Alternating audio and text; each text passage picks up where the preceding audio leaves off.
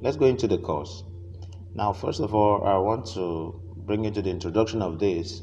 So, you want to get started with internet marketing, right? As an internet marketer, you will be able to earn money from the comfort of your home with no limit as to how far you can scale and grow your business. It's highly rewarding and it's a skill that you can use to land jobs or market to other companies too. In short, you've made a very good decision by going through with this model. Perhaps you've seen friends or people online who seem to be earning money from the comfort of their home and doing very well at it indeed. Now it's time to give it a go yourself. All right. Anyway, there's just one problem. It's all rather complicated. If you're not familiar with the world of internet marketing, then you might even be wondering how it's even possible to earn money online without selling anything physical, right?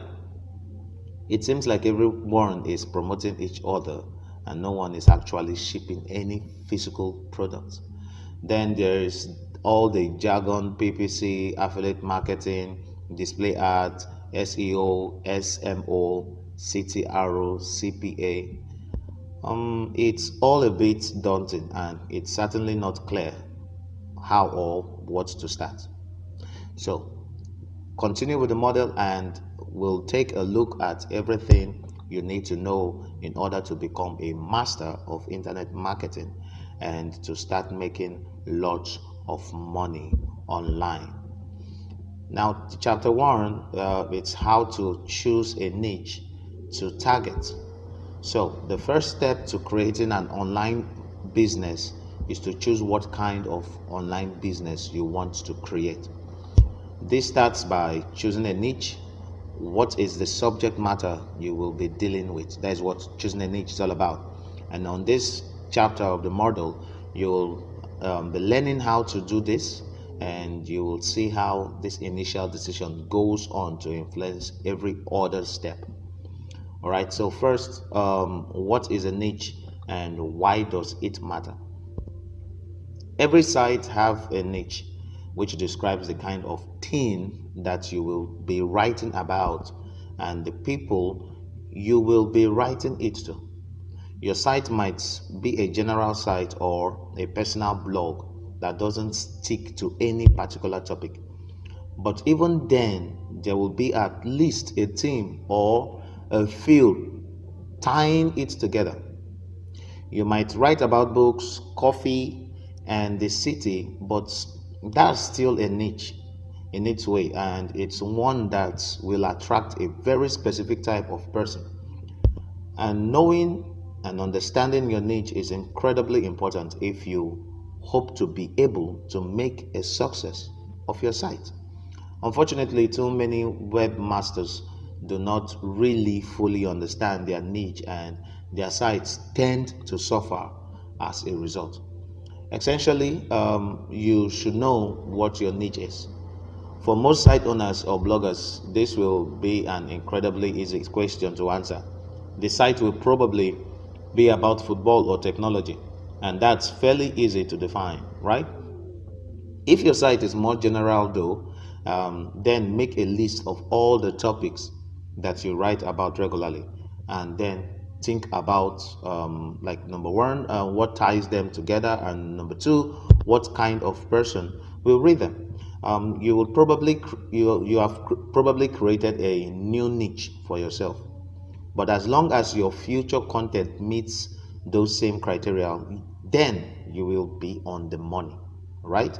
The niche you pick should primarily be determined by your own interests. If you're going to be living and breathing your blog for the next 10 years, then this needs to be something you are keen to learn and write about.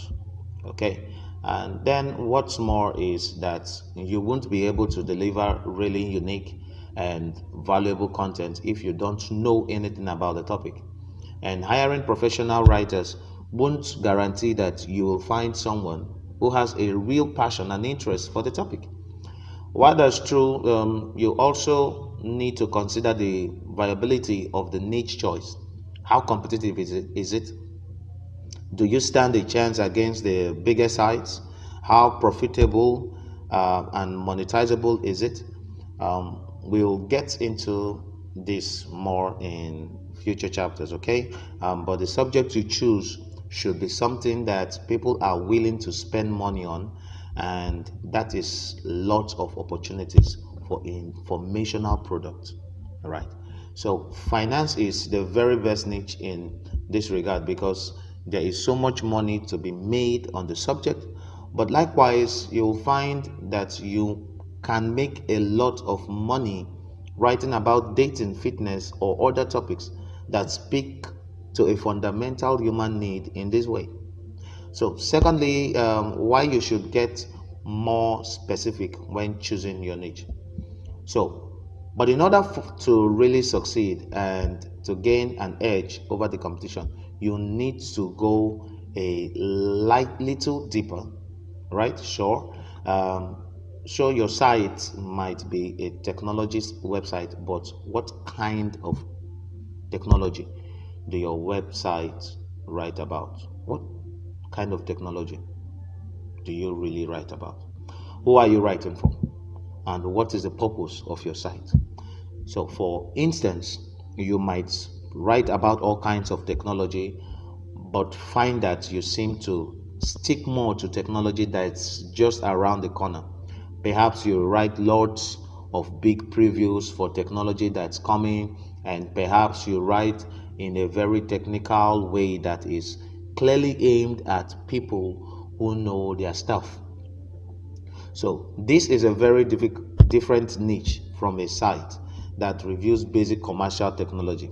In a site that can appeal to the average customer, again, then you will have created your own niche that should be completely unique. You might make a football site, sure, but is it a dry site that deals with a detailed overview of football for real fanatics? Or is it a more gossip filled site that's aimed at the typical bloke?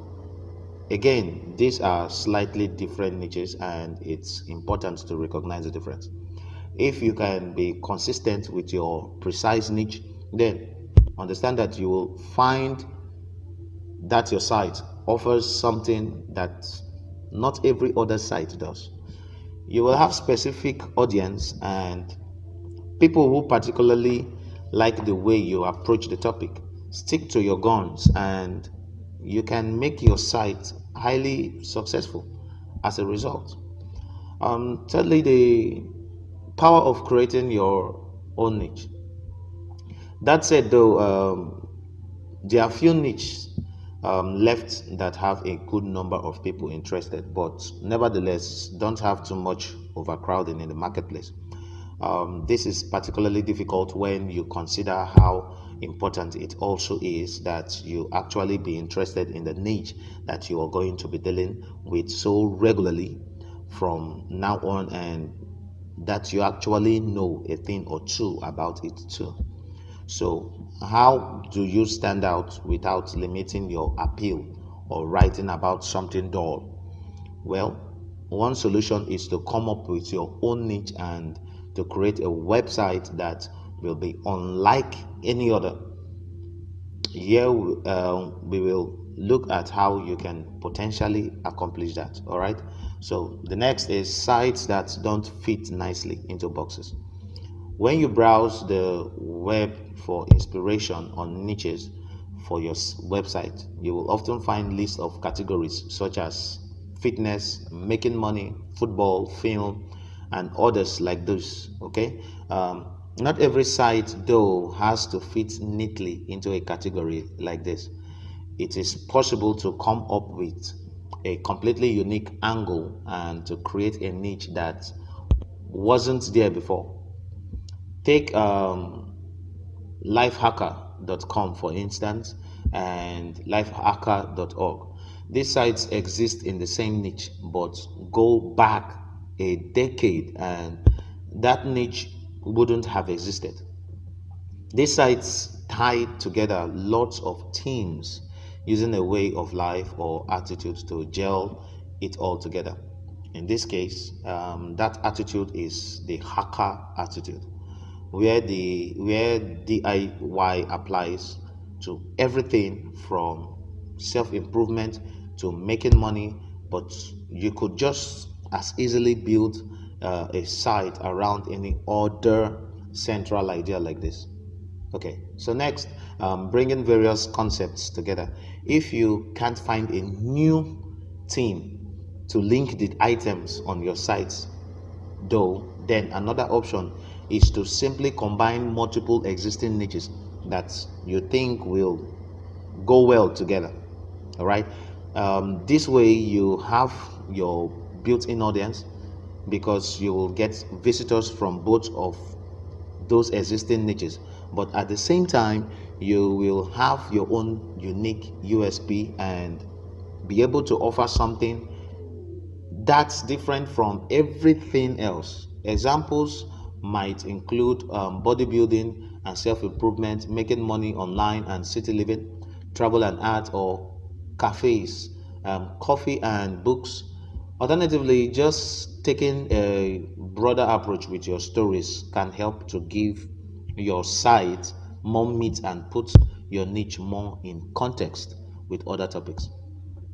So this strategy is also effective because it creates a number of simple marketing options that you can use to reach a new audience. For instance, if you have a website based around bodybuilding and self-improvement, then you will be able to promote your site on improvement forums without being directly in competition with other sites. So the next is going more niche. In contrast to broadening your niche, another option is to get even more specific by finding a category within a category. Again, this will allow you to market on sites that would otherwise see you as competition and will help make SEO easier by focusing your aim. An example might be to target a particular kind of film, such as 80s action films, a particular era of music, or perhaps a particular kind of exercise, such as body weight training alone. Next is trailblazing. So, finally, if you have the resources, then you can even consider creating a niche before you create your website. For example, then if you run a software company and you release a new piece of software or a new computer game, then you will likely find that this generates interest and fans. By creating a website focusing on the software you have released, you can then provide an official website for that interest and create an almost symbiotic relationship between your software and your website, where the success of one helps the success of the other. Right? This works for every kind of product and service that will catch the public's attention. Though not every webmaster will have a product to promote, it's important that businesses and entrepreneurs don't miss the opportunity when it does present itself. So that's for our chapter one, which talks about how to choose a niche to target. So um, stay attentive while we go into the chapter two.